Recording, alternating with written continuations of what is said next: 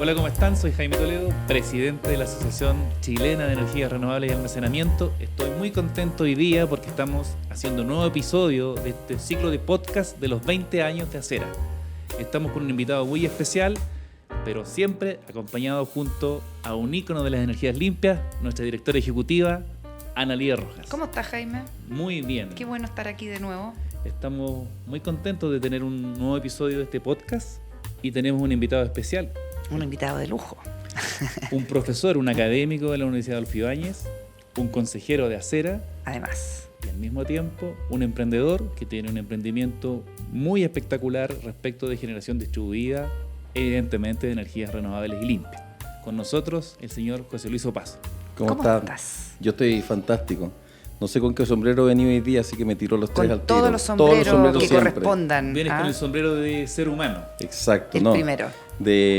Podríamos decir como de soldado de la transición energética. Me encanta eso. Muy bien, muy bien. Oye, y representando además un segmento que en Acera tiene una cabida especial, ¿cierto? Ha sido parte de las banderas que siempre hemos enarbolado a propósito de la importancia de la generación distribuida para la descarbonización. Es una de las D, ¿cierto? De descarbonización, la descentralización. Así que, José, cuéntanos en qué estamos con el tema que además tú representas como en este segmento, cuál es la visión que tenemos además desde Acera respecto de los trabajos que están pendientes en el ámbito de la generación distribuida y qué es lo que nos quieres contar hoy día.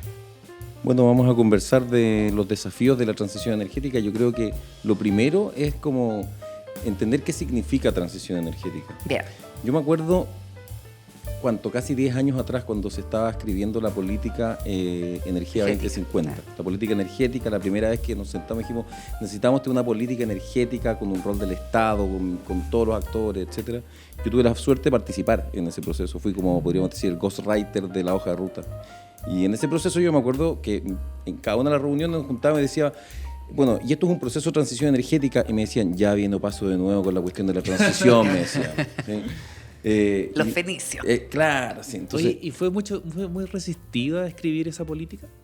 yo te diría que no resistía porque yo creo que fue o sea, obviamente que son tensiones, es escribir una política que tiene que tener consenso, ¿cierto? Entonces hay tensiones, hay actores que quieren estar en la mesa, otros que no quieren estar en la mesa, pero sí uno lo ve, como dice un amigo, por el retrovisor, y uno se da cuenta de que es una política de Estado que se ha mantenido durante distintos gobiernos, se hace una actualización y es una visión de largo plazo del país. Oye, Entonces, pero qué increíble, porque tú dijiste algo que yo creo que a veces uno no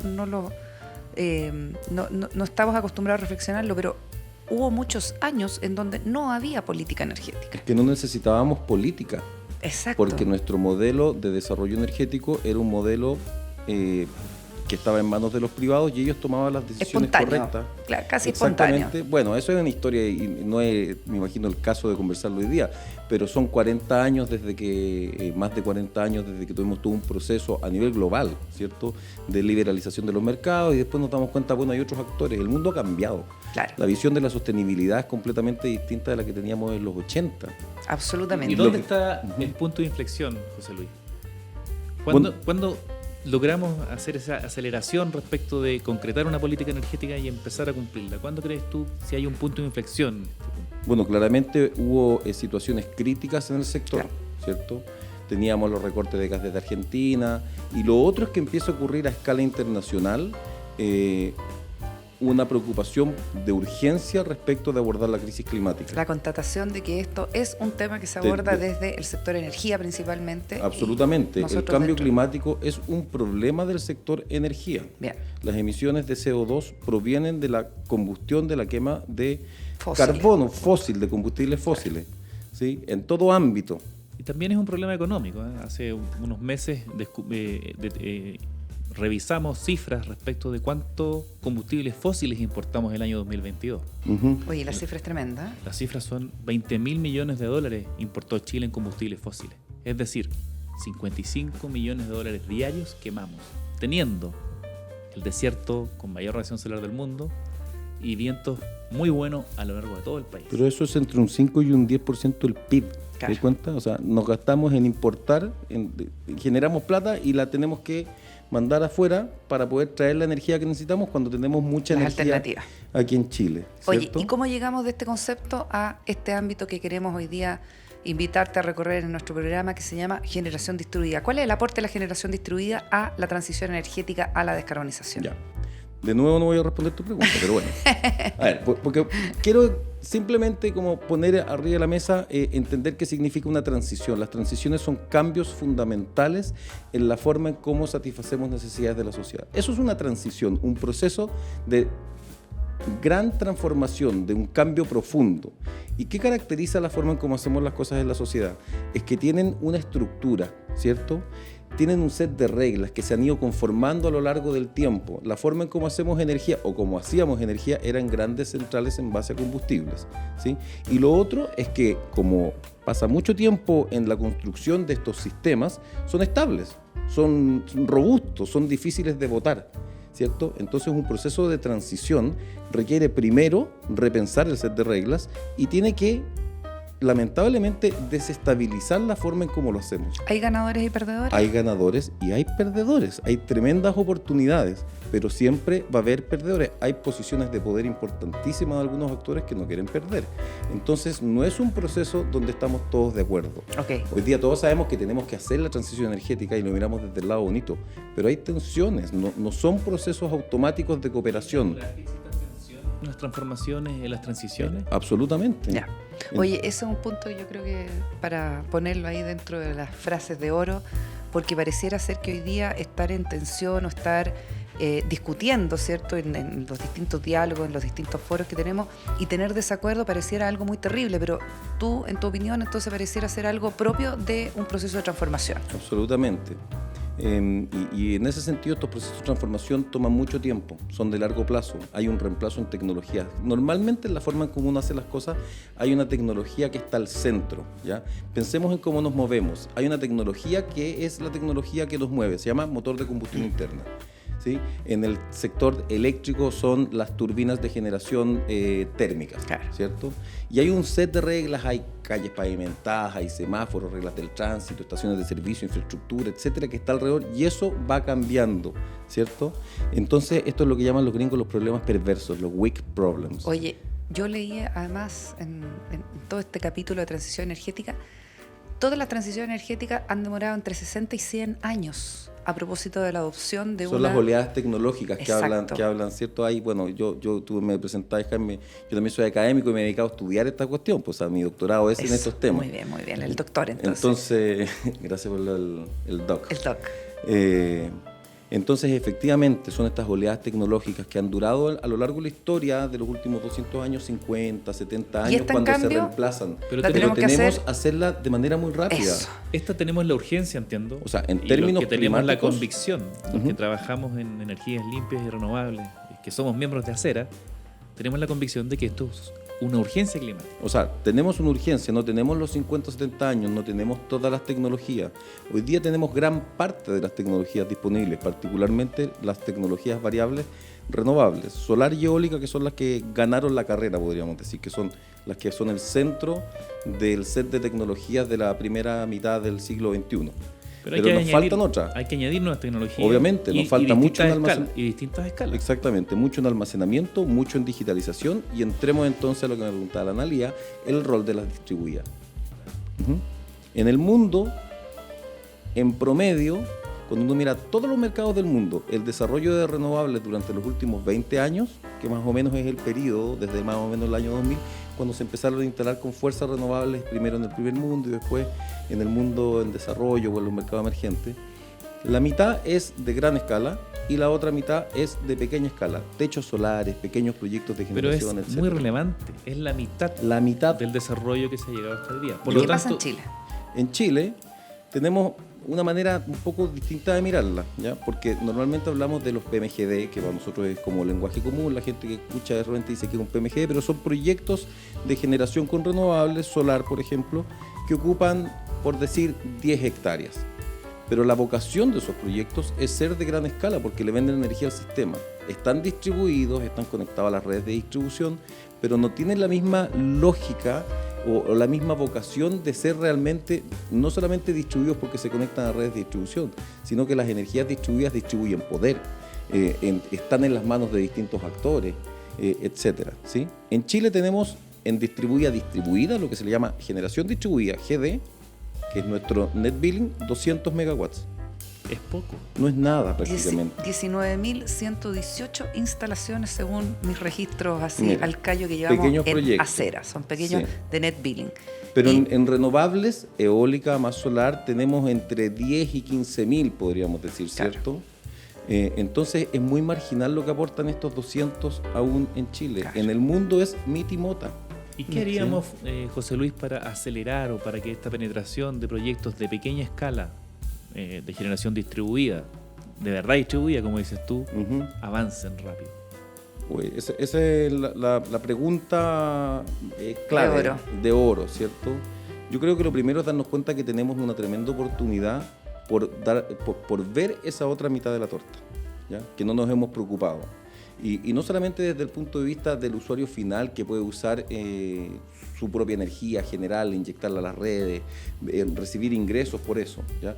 Hay oportunidades de negocio para empresas que tienen que buscar nuevos sectores donde desarrollar esto. Las grandes empresas ya no tienen mucho espacio para desarrollar, o las empresas full renovables, para seguir desarrollando proyectos de gran escala. La presión con el territorio. Hay problemas a nivel del territorio, están los temas de transmisión y bueno, lo que conocemos, todos los Hay que acercarse al consumo. Hay que acercarse al consumo. Y acercarse al consumo tiene la complejidad de que no hay territorio cerca del consumo para desarrollar utility scale. Por lo tanto, claro, la solución, o sea, yo en mi visión, yo creo que las grandes empresas, las utility scale, vamos a terminar haciendo proyectos de generación distribuida. Es que lo que pasa es que a eso yo me refería cuando las transiciones son grandes transformaciones. Entonces se transforman los mercados, se generan nuevos mercados. Esto es como pensar en la uberización de la energía.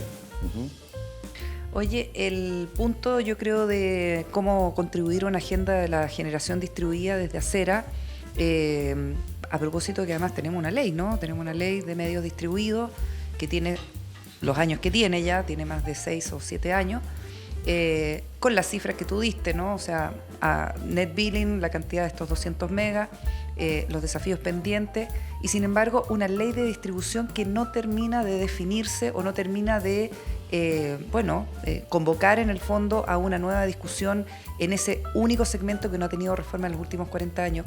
¿Cuál es tu visión respecto a esto? ¿Cuál es tu mensaje de cuál es la urgencia en ese capítulo especial que se llama Reforma a la Distribución? Sí, ahí yo creo que Analía está dando en uno de los puntos fundamentales que pueden gatillar una verdadera transición. Yo soy un fan de las renovables, creo que como país hemos sido líderes, un ejemplo a nivel mundial en cómo hemos incorporado energías renovables en la matriz eléctrica, pero yo creo que ha sido un tema como de optimización técnico-económica del sistema eléctrico. No han habido grandes transformaciones, el mercado eléctrico no se ha transformado. Sigue siendo las mismas reglas de los años 80. Las mismas reglas básicamente, ¿cierto? En distribución no hemos hecho nada. Ahí está el gran problema.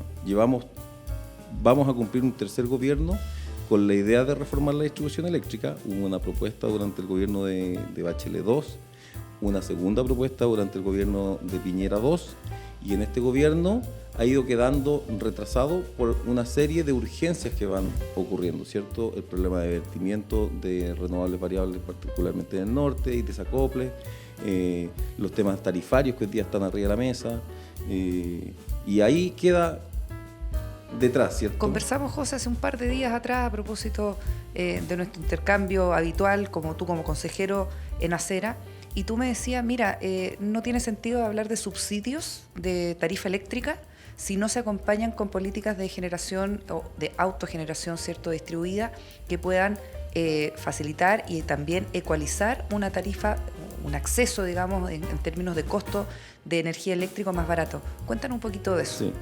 Mira, en mi opinión, la forma más sostenible y permanente de contener las alzas en las tarifas eléctricas es por medio de la autogeneración. Hoy día la autogeneración es más barata que la energía de la red, ¿ya? Cuando uno instala su propio proyecto, o hay modelos de negocio, hay empresas que ofrecen con sus modelos de negocio instalaciones a costos que son más competitivos que la energía convencional. Okay. Y si eso es así, desde la red. José Luis, ¿por qué no se ha desarrollado más rápidamente? Porque en general la demanda es bien, la señal de precio es muy importante. Es importante, yo creo que primero falta arreglar este set de reglas que existen en distribución, la reforma de la distribución, pero no es solamente la gran reforma de la distribución. Los mix de políticas son los que gatillan estos procesos de transición, entonces hay que pensar también en otros instrumentos, y ahí Analía me preguntaba cuáles son la falta de incentivos. Yo creo que en vez de estar pensando en subsidios directos a la tarifa, que está hoy día arriba de la mesa en la discusión, hay que pensar que eso es gasto público, ¿cierto? Es gastar permanentemente para subsidiar la tarifa eléctrica. Debiésemos pensar en instrumentos de inversión pública que tienen rentabilidad y que permiten que los usuarios, con selección de usuarios vulnerables, con distintos instrumentos, etcétera, puedan, por medio de la inversión pública y privada, gatillar las inversiones en generación distribuida. Y aquí yo creo que hay 2 o 3 tipos de instrumentos que son claves y que son ejemplos a nivel mundial. En los mercados donde ha surgido con fuerza la generación distribuida existe este tipo de instrumentos. Primero son incentivos tributarios, créditos tributarios y ese tipo de cosas donde uno puede deducir parte de la inversión y se hace mucho más rentable. Modelo California. Modelo California, modelo Australia, modelo en muchas partes del mundo, ¿sí? No tienen que ser permanentes, se pueden ir revisando, puede haber un tax credit de un cierto porcentaje, por ejemplo un 30% que se revisa después hasta un 20, un 10 y va a bajar porque los costos de las tecnologías bajan. Después acceso a financiamiento. Hoy día existen unas pocas empresas que ofrecemos financiamiento para este tipo de proyectos. Tiene que haber un financiamiento mucho más transversal. La base de gente que paga impuestos en Chile no es tan grande, pero entonces en vez de ofrecer incentivos tributarios, podemos ofrecer acceso a financiamiento con garantías estatales, con actores bancarios, fondos de inversión, etcétera, que participan de esto. Es lo que ocurrió en Estados Unidos cuando entraron, porque estos son créditos que después se empaquetan y se pueden securitizar, y hay un mercado secundario financiero. O sea, hay que entender que esto es modelos de negocio y articulación financiera detrás del despliegue de tecnología. Y por último, apoyar a los usuarios más vulnerables con subsidios que pueden ser idealmente subsidios a la inversión. Focalizado. Yo entiendo de lo que tú estás planteando, me corriges si no es así, que tú planteas que no solamente nos enfoquemos en subsidios, sino que también en incentivos a que los consumidores puedan instalar su autogeneración a nivel domiciliario o a nivel de pequeña escala. Absolutamente. En ese contexto, creo que como asociación vamos a tomar tu iniciativa y vamos a avanzar, vamos a proponer este tipo de iniciativas al Ejecutivo. Te damos las gracias por habernos acompañado hoy día. El tiempo ya nos pilló de nuevo. Siempre se hace poco, pero quedas invitado a un próximo episodio en los próximos días o meses, cuando volvamos a hacer este tipo de iniciativa, de podcast. Y para cerrar, además, muchas gracias, José. Nos estamos nosotros concentrando en una agenda de aquí a fin de año. El mensaje para el próximo año, 2024, ¿qué esperas tú en el sector? Yo esperaría que hayamos pasado la ola de urgencia y que empecemos a mirar las reformas necesarias de una manera más amplia.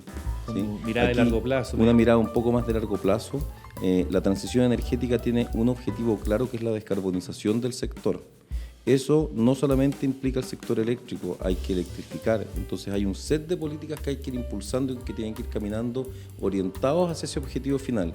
Y eso es, hagamos la reforma de la distribución eléctrica, abordemos de manera fuerte también los temas de electromovilidad, que van a entrar muy fuerte en los próximos años, y sentémonos a conversar de verdad en los temas de reforma de mercado, de gran escala y a escala de los usuarios finales, de los consumidores. Perfecto. José Opaso, Ciudad Luz, consejero de Acera, muchísimas gracias, presidente también. Hasta la próxima. Muchas gracias a ustedes, que estén muy bien.